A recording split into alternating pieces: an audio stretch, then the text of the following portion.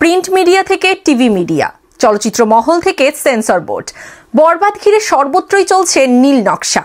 কারা আছে এর পেছনে? চলুন দর্শক একটু হাড়ির খবর ঘেটে আসি। দর্শক, ঈদের আগে হোক, ঈদের মুভি হোক, কিংবা যখনই কিনা মেগাস্টার শাকিব খানের কোনো মুভি আসে, তখনই কিছু গর্ত থেকে লোক উঠে আসে যারা কিনা শুরু করে দেয় তাদের নিজের মতো আলাপচারিতা। আবার সেটার নাম দেয় আমরা কিন্তু সমালোচনা করছি। সমালোচনা তো করাই যায়, তো বিষয়টি আসলে সমালোচনা নাকি ইচ্ছাকৃত একটা মুভিকে নেগেটিভভাবে প্রচার করা, কোনটা? আমার তো মাথায় কিছু ঢুকছে না। আপনাদের ঢুকছে কি? একটু কমেন্ট করুন না। কোনো জায়গায় দৃষ্টি যখন দিচ্ছি পুরো আটকে উঠছি, এটা কি হচ্ছে? জাস্ট কিছুক্ষণ আগে যখন ফেসবুক স্ক্রল করছিলাম, একটা টিভি ক্যাম্পেইন আমার চোখের সামনে পড়লো। ক্যাম্পেইনটা টিভি চ্যানেলের নাম দিচ্ছি না, বাট 1 বছর আগের একটা মুভির গান ধরে তারা একটা ক্যাম্পেইন করছে। ক্যাম্পেইনটা কি?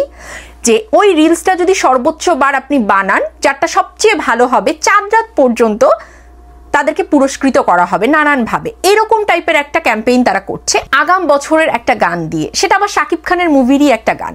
তো এই সময় এসে 4 রাত পর্যন্ত গত বছরের মুভির গানের এই ক্যাম্পেইন করার মানেটা কি? মানে এটা আসলে কি মানে?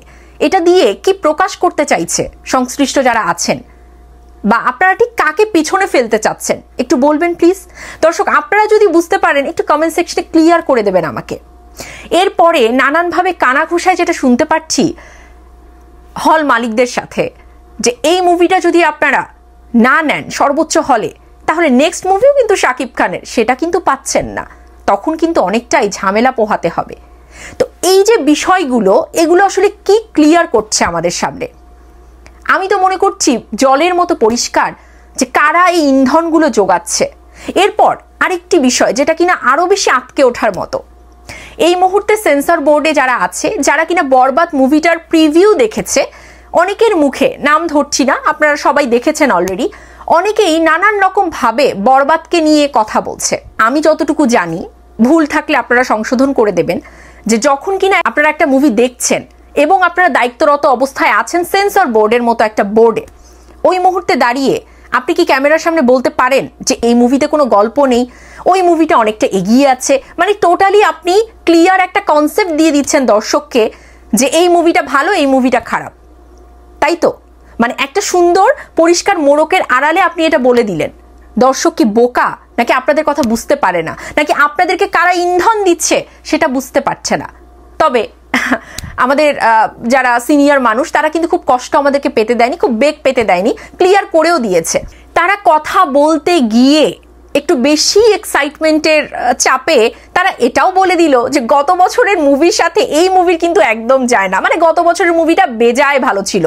ওরে বাবা, থ্যাংক ইউ সো মাচ কাকুরা, আপনারা যে কথাটা বলে দিলেন পানির মতো পরিষ্কার হয়ে গেল ডটগুলো যদি আপনারা মেলান যে কারা আছে এর পেছনে। মানে হাস্যকর লাগছে আমার কাছে যে একটা মুভি যেখানে শাকিব খান আছে, পরবর্তী যে মুভিটা হবে সেখানেও শাকিব খান আছে, তাহলে এই মুভিটাকে মানে এতটা চাপে ফেলার কারণটা কি? এই মুভিটার ক্ষতি হবে এটা ভাবার কারণটা কি? কি কারণ ভাই? আমরা কি কখনো মানুষ হব না? মানে আমরা কি কখনো ভালো হব না? কবে ভালো হব আমরা? তবে দর্শক, আপনাদেরকে জানাতে চাই, বরবাদ এমন একটা গল্পের মুভি, এই গল্পটা এতটাই স্ট্রং, তার সাথে মেগাস্টার শাকিব খানের অনবদ্য অভিনয় এবং গল্পের প্লট, সবটা মিলিয়ে এই গল্পটি, এই বরবাদ মুভিটি এবছর কেন এ যাবৎকালের বেস্ট মুভি হতে যাচ্ছে। মেগাস্টার শাকিব খানকে যদি পরবর্তীকালে কোনো মুভি রিপ্রেজেন্ট করে, তার মধ্যে বরবাদ হবে একটি। আমি বলছি বরবাদ হবে একটি। এটা জানতে হলে আর তো কিছুদিনই বাকি। সিনেমা হলে গিয়ে নিজেরাই এটা এক্সপেরিয়েন্স করুন যে বরবাদটা ঠিক কেমন গল্পের মুভি। আর এখন যারা নেগেটিভ কথা বলছে তারা তো বলবেই, তারা কোন বার বলেনি বলুন তো? প্রত্যেকটা মুভি যখন আসবে তারা গর্ত থেকে বেরিয়ে এসে নেগেটিভ প্রচার শুরু করে দেয় নিজ দায়িত্বে। তো তারা তাদের মতো প্রচার করতে থাকে, আর মেগাস্টার তার মতো রকেটের গতিতে এগিয়ে যায় সাকিবিয়ানদের ভালোবাসায়, দর্শকের ভালোবাসায়। এই ভালোবাসা চলতে থাকুক। টাটা।